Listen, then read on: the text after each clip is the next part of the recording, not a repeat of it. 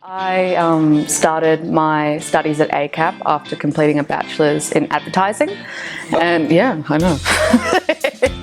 After advertising, I decided that I wanted to follow my real passion, which was in psychology. So I took on the grad dip of Psychological Science, and yeah, it's been ever since. It's been a really, really great journey with ACAP. I felt really supported by them. I would say neurodiversity as a term, I would describe it as a diverse spectrum of neurological differences in the brain. And this affects the way that we think and process and learn information. So that's its definition as a term. And as a concept, neurodiversity is a strengths-based way to describe these neurological differences in thinking and learning. It also endows them with a lot of beautiful strengths and capabilities such as creativity, lateral thinking, critical thinking, and other really highly specialized skill sets. These differences are normally diagnosed as conditions, and you probably know some well-known ones such as ADHD, autism, dyslexia, and there's a range of many others in addition to those.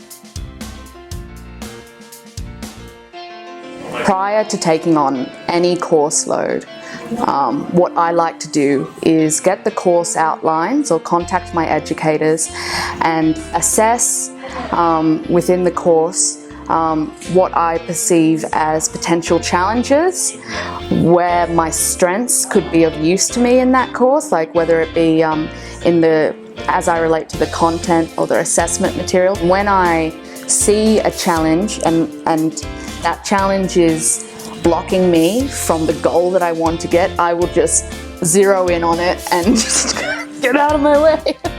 I will use every resource that I have within me to overcome that challenge. And that's an incredibly powerful feeling to have that.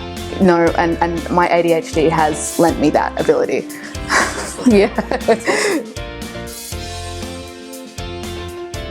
Yeah, when people focus on the challenges that neurodiverse differences accompany, they do a huge disservice to not only the dignity and inclusion of neurodiverse individuals, but they're doing a huge disservice to society in the respect that these differences can and do contribute into a society that makes it a more richer, innovative and interesting place to be.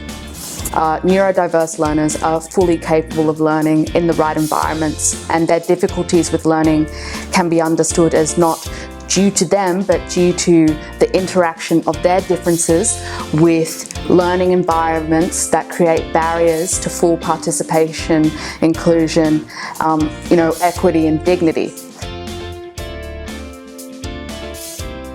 I really want to be able to raise awareness about neurodiversity as a concept and about the people that fall under the umbrella of neurodiversity. I really want to emphasize their strengths and change the conversation to how these individuals with neurodiverse differences can contribute to society and already do contribute to society. And if we work on removing those barriers to accessible education, then we'll be able to reap the benefits of having not only neurodiverse learners feel included and be able to participate in their learning environments, but we'll also get better learning environments. Yeah, no, that's so true. Which is pretty simple, right?